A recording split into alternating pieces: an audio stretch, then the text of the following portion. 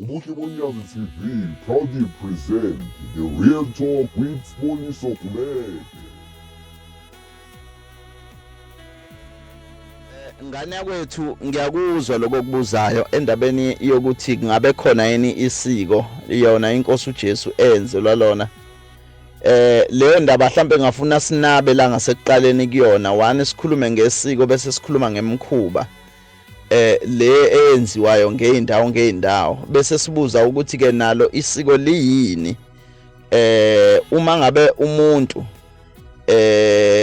kuzalwa ingane ekhaya bese kuthiwa masizela ingane la ekhaya kufanele ubaba noma umkhulu lapha ekhaya ayibeka isandla ekhanda bese yayithandazela egameni likaNkuluNkulu asho konke akufisayo ukuthi lengane ikhule ngako uNkulunkulu ayigcine kukho kungageji zonke izingane ezalwayo lapha ekhaya afuna amayizelwe mhlambe ngosuku lokuqala noma lesibili yenziwe lento bese kuphela insukwana iphinde yenziwe lento ebese kuthi la ekhaya kube umthetho ukuthi ngesikhathi esithile kuyathandazwa nangesikhathi esithile kuyathandazwa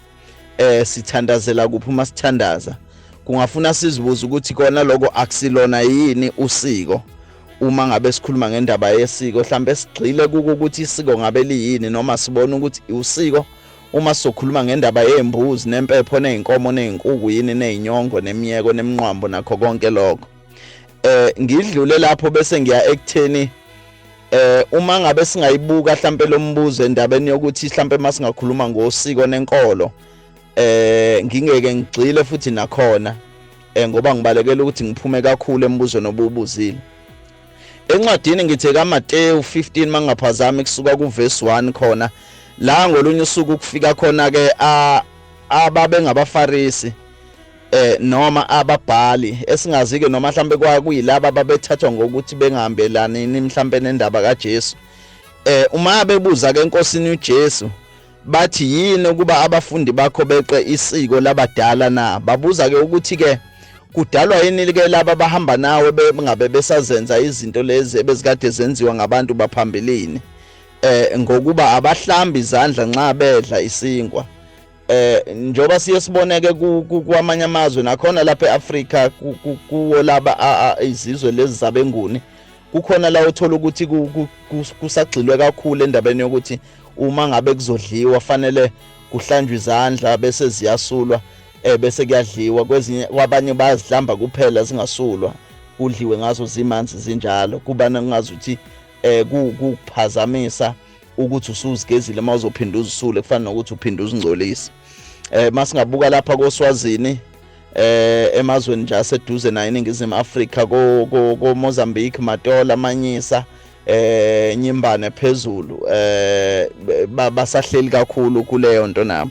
babuza ke lana ke enkosini uJesu ukuthi ngabe kudalwa yini konke lokho mayiphendula inkosi uJesu kubo ithi nani yini ukuba neqe umyalo kaNkuluNkulu ngenxa yesiko lenu na lana ke sesingavula imibuzo emibili ukuthi ke endabeni yesiko akhona yini amasiko mhlambe axabanayo nomthetho kaNkuluNkulu mangabe exabana umuntu osekholwa kumsiza apho ukuthi agcine lamasiko axabana nendaba kaNkuluNkulu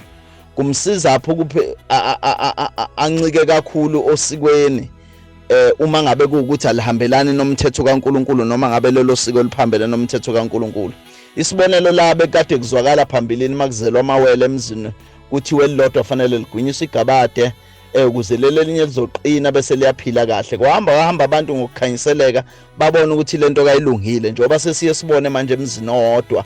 kukhulunywa ngokuthi kunamawele nawa nje akhona seChesterville amawele odumo ukube kwakusabusa lo mthetho mhlambe ngabe lilodwa lawo kaSilazi ngidlule kodwa lapho uma iqhubeka ke inkosi uJesu la ithi ngokuba uNkulunkulu wathi yazisa uyihle nonyoko nokuthi othuka uyise nonina makafe nokufa ke kusho uJesu lapha usho amazwi kaNkulunkulu akasho amazwi akhe ukuthi ke wathi ubokazisa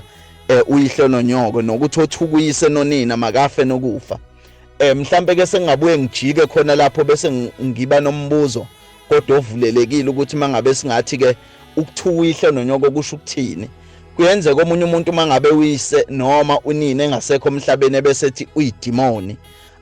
Kungafuna sizibuza ukuthi kakusiyona yini inhlamba leyo mayikade ephila lapha ngenyama uma isehambile emhlabeni bese sithi ke useyidimoni.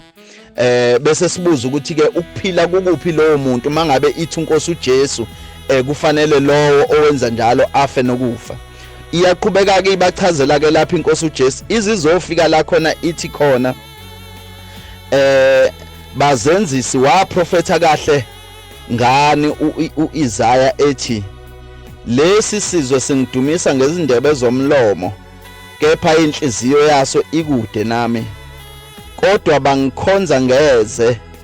befundisa izimfundiso ezimiyalo yabantu. Nakhona lapho ngingafuna mhlambe kulawo mazwi eNkosi uJesu mhlambe ke sihlukanise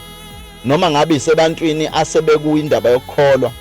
abangekho endabeni yokukholwa mangabe singabheka endabeni yesiko nenkolo. Endabeni yenkolo sibheka ukuthi kungabe okubusa abantu ngabe lokho kuumthetho wabantu yini noma ngabe sebehamba ngomnyalo wabantu nje wemfundiso eyizi yasemhlabeni noma bahamba ngomthetho kaNkulunkulu uqobo.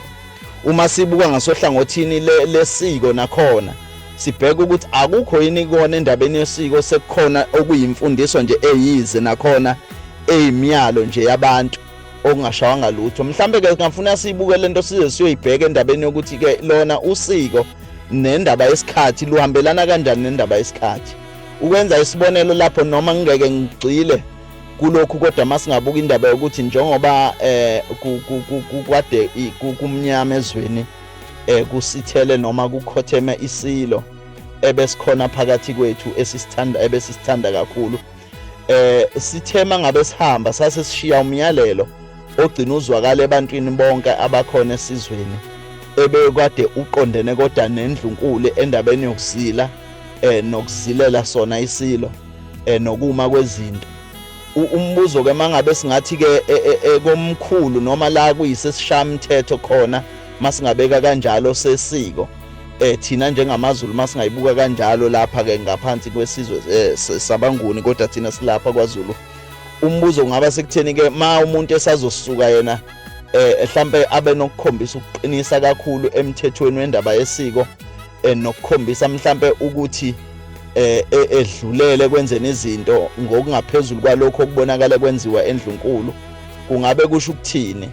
Lokhu mhlambe ngakolunye ihlangothi kukhona ukuthi kusifundisile ukuthi ngenxa yesikhathi kuyenzeka nalo usiko lushintshe ngokubuka izimo kwesinye isikhathi ngoba masingabuka ngendabeni yokuthi mhlambe ithe ingonyama ondlunkulu noma omkankosi mhlambe bebezuzila inyanga ezintathu ebese kwenziwa ihlambo kubekhululeka ngendlela yonke. Angike ngibe into details ngalokho kodwa ngiyala ekutheni ukuveza ubuhlakani mhlambe benkosi yesizwe samaZulu nokukhombisa ukubuka izinto ngokwendlela yokuphila kwabantu ezweni. Ngicabanga ukuthi lokho konke lokho ebikade kuthathele lapho ukubuka izinto nokuthi ke ibe nokushiya lo myalelo ngaleyo ndlela. Lokho sekungafanele ke nathi thina abantu ke sizibheke indlela esenza ngayo indaba yesiko nendlela esiligcina ngayo